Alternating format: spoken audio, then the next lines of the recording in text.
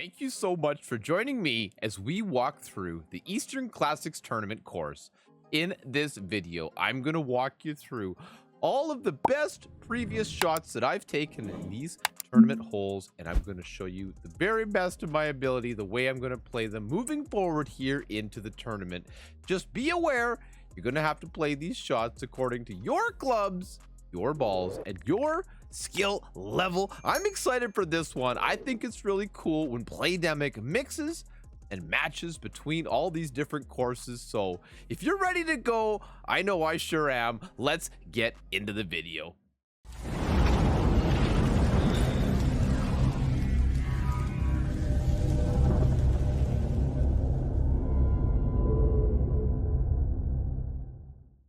Welcome to hole number 1. This is a par 4 for the Namahe Cliffs course. I'm playing this shot with max top spin, max right spin, with my extra mile and a katana ball. The idea is I'm going to adjust this shot for 20% maximum distance, and then once we've made that adjustment, we're going to push this landing position back up to max. That's what you're going to see right here, and then you're going to have to use your judgment and determine how much overpower you might need or not need to bounce on this little island and get it up over to the green is the goal. This should most often be a pretty easy eagle hole. There's going to be a time where if you have strong headwind, you might need to play it to the right hand side or use a power 5 ball, but overall this should be a pretty fun way to start the tournament, and I'm looking forward to it. I'll see you on hole number 2. Hole number 2, we're heading to a par 5 from the Sharuba Springs course. Max top, about a half a bar of left spin here in this wind, and I'm playing this with a Titan ball and a big topper driver. Now, one thing I did make a mistake here. You're going to see as I make this adjustment, which will be 10% min. You see how I switched into the big dog? However, I did not reapply the maximum top spin.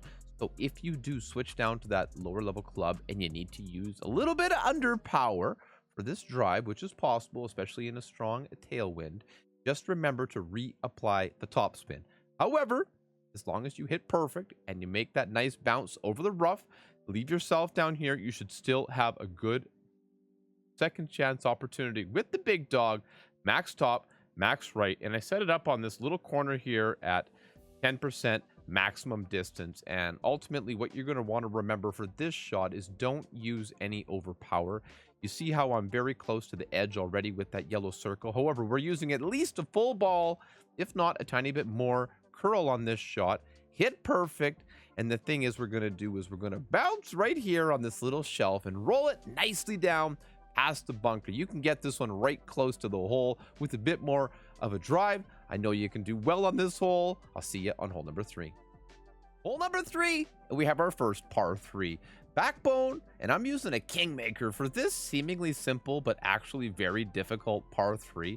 And I like this sort of bounce up approach where I give it 3.5 bars of top spin and about a bar of left spin. I set it up down here with that second bounce, a couple of green squares distance in front of the fringe, and then just directly to the hole. This is a very uneven fairway surrounding this hole, so if you can find a nice flat level consistent landing position, that's going to be half the battle. I think this is a half decent approach. It's not necessary to use a kingmaker, but when it's so difficult, I think it's worth it, especially if you get that drop. Good luck, everybody. I'll see you on hole number 4. Hole number 4 just so happens to be a par 4. I like to play this one with a Titan ball and an extra mile. Max top, max right. I just play this one with like about a half a ball to maybe full right curl with that low level extra mile, which I think that might actually be right there. The idea here, I'm just going to bounce on this little skinny patch with a 10% max adjustment and roll it up and down somewhere in the middle of this gigantic fairway that you practically can't miss. Right around 353 yards. That's going to leave me with a thorn shot. I'm going to play this one at 10% medium distance. Now, I would definitely recommend to stay away from that fairway in front of this green. Either bounce on the fringe or directly on the green for your shot. I think that's going to give you a much more consistent result. I'm using 4 bars of backspin here to accomplish that result. And then just, a simple, straightforward little adjustment here. Like I said, 10% mid, and hope for the best. You know, most guides don't say hit perfect, but do that for me. Do it for you. Hit perfect. That's what you want to do. There we go. Nice little bounce and roll. I'm looking forward to this hole. Let's go. We'll see you on number 5. Hole number 5, and we have another par 3.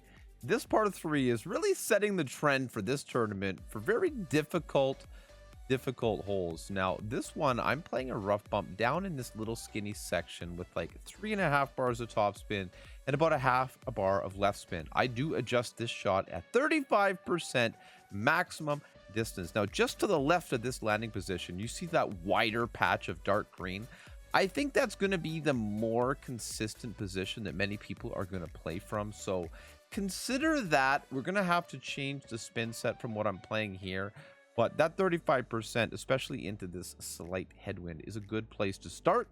Just have to think on your feet and do the best we can for the circumstances. But yep, still a decent opportunity. And I'll see you on hole number 6. Hole number 6, and we have a par 5 that I really consider mostly an eagle hole, especially in rookie.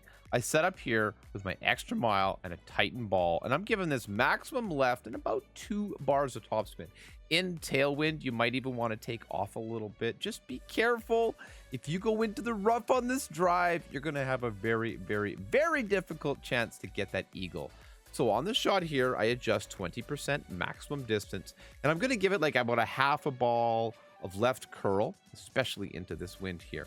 And with that, we should find ourselves nicely at the end of this long, skinny fairway down there on the right-hand side. And this sets us up just to that first shadow. Somewhere in there, you're going to be in beautiful, beautiful shape. For that second shot, we're going to come in here with the big dog because I'm looking for distance. As you can see, we can reach right over. So we're basically going to rough bump off this little slope down onto the green. 2 bars of right spin, and I gave it what there, about 1, maybe 1 and a tick of top spin, and 20% max is the adjustment here. Once again, as you can see, a little bit of a ball guide there trickling out. I mean, there is an outside chance of an albatross, and if you get that one, please share it with me. That'll be a beautiful, beautiful play. But if you get an eagle here each and every time, I think that's going to be a very good play for most rookie counts. Good luck, and we'll see you on the next one. Hole number 7, and we have a par 3. I'm going to show you 2 ways to play it here. The first way, as you can see, we're going to give it max left, a couple bars of backspin, and I'm setting it up here on the fairway with the blue ring, kind of touching the rough on either side. That's a good general setup there. And that second bounce is like a couple of green squares onto the green. 20% maximum adjustment here is what I'm looking for. And ultimately, this is a very, very safe, smart way to play this hole. And this is going to get you a birdie, no doubt, each and every time. Definitely great ball proof, all that good stuff. So if you're not interested in a higher risk shot, this is the way that you want to play this hole number 7. And you're going to get yourself so close. And you can definitely drop this one a couple of times. Now, I'm going to show you a very sketchy rough bump. All right, this hole 7 attempt is a little bit different. I'm bringing a Quasar ball and my Goliath. I'm giving this 5.5 bars of topspin and however much side spin you need to get that ball guide to the pin.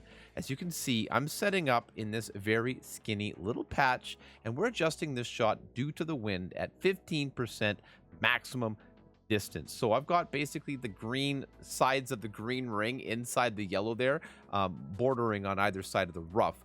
I'm adjusting down into the bunker, which is why we added a little bit of elevation for this one here. And just going to hit perfect. You know, this is a fun little rough bump, and having a Goliath 7+ will help. But as you can see, it can be done with the 6. Good luck, everybody. We'll see you on number 8. Hole number 8, and we have our final par 4 of the tournament. I'm playing here with a quarterback and a katana, 4 backspin, and about 1.5 to 2 bars of right spin. Now, I'm setting this shot up, basically going to just play it 1-to-1. And as you can see, I have that ball guide pointing at that bush on the second fairway. We just want to literally just bounce it here on this first fairway and just get it up close to that bush, but not touching it on the second fairway. Now, there is a more aggressive play on the right side on this hole with max overpower, max topspin, maybe power 5 ball. But for most players, play it safe and sound right here to set yourself up for a 25% max rough bump here. I'm just giving this one spin to pin, which works out to be about a bar of right spin. And you might need a little tick of backspin, and really that's all it's going to take to get this ball guide to the hole. Now, it can be a bit finicky depending on that wind direction, so don't be afraid to adjust the elevation to suit the shot, you know, as the wind dictates. That's really what it comes down to. If you need a little bit more adjustment, add a bit more elevation.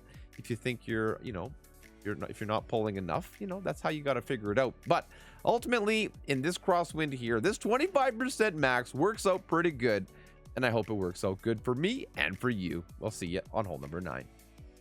Hole number 9, and as per Playdemic tradition, we're finishing it off with a par 5. As you can see, I've got my lower level extra mile here and a basic ball. I actually definitely recommend bring something with a little more juice. Quasar, Titan ball. You know, you want to get this thing as far down this long, relatively straight fairway as possible and get yourself the closest possible chance to the green. Now, I have myself likely playing this shot with a wood club, but be prepared. If you get a long enough bomb, you could definitely get yourself into long iron range here.